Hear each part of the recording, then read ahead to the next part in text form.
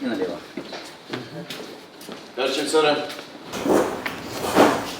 Вы уже отметили. Ձեր նշած մի քանի ստորաբաժանումներ արդեն իսկ ցույց են տվել իրենց լավագույն կողմերը։ Փաստորեն ես ամեն օր, առավոտյան եւ երեկոյան լսում եմ դրանց մասին։ Դուք արդեն նշել եք որոշ ստորաբաժանումներ, սակայն ես կամենում եմ առանձնացնել հատկապես այն խումբը ստորաբաժանումները։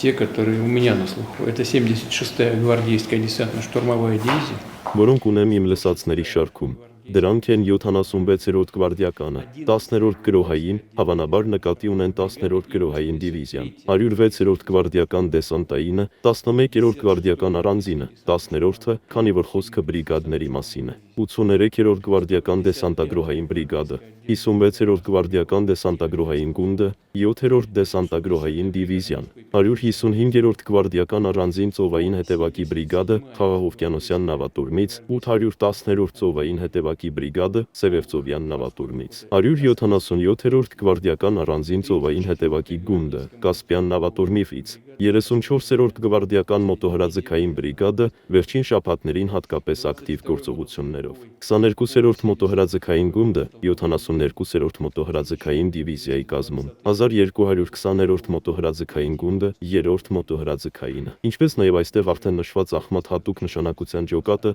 Добровольческое формирование ветераны, которые վետերաններ կամավորական կազմավորումը, որոնք աչքի են ընկնում իրենց առանձնակի համարձակությամբ եւ արդյունավետությամբ ու բոլոր նրանց, ովքեր գործում են նրանց հետ միասին։ Ես ցանկանում եմ շնորհակալություն հայտնել նաեւ գլխավոր շտաբի գլխավոր օպերատիվ վարչության ղեկավարությանն այն ամենի համար, ինչ արվել է վերջին շրջանում։ Իրականում մեր առաջիկա նպատակը մոտ ժամանակներում, որքան հնարավոր է արագ, վերջնականապես սահմանազատել թշնամուն տարածքում, որտեղ դեռ ընթանում են մարտական գործողություններ, լիովին ազատագրել Կուրսկի մարզի տարածքը, վերականգնել իրավիճակը պետական сահմանագծի երկայնքով, բնականաբար մտածել նաև ապագայում անվտանգության գոտի ստեղծելու մասին։ Խնդրում եմ, որ հենց այս ուղղությամբ եւս մտածեք։ я вот на что бы еще хотел обратить внимание. Կուզեի եւս մեկ բանի վրա ուշադրություն հրավիրել։ Բոլոր այն մարդիկ, ովքեր գտնվում են Կուրսկի մարզի տարածքում ու հանցագործություններ են կատարում խաղաղ բնակչության դեմ, խոչընդոտում են մեր զինված ուժերին, իրավապահ մարմիններին ու հատուկ ծառայություններին, Ռուսաստանի օրենքների համաձայն համարվում են ահաբեկիչներ։